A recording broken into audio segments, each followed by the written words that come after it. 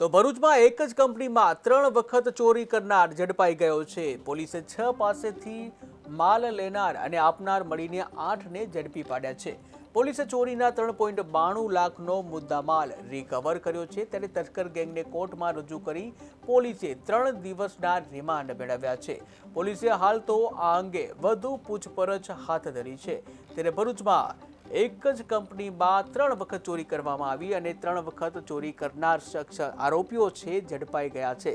પોલીસે 6 પાસેથી માલ લેનાર અને માલ આપનાર મળીને 8ની ધરપકડ કરી છે। પોલીસે ચોરીના 3.92 લાખનો મુદ્દામાલ પણ રિકવર કર્યો છે।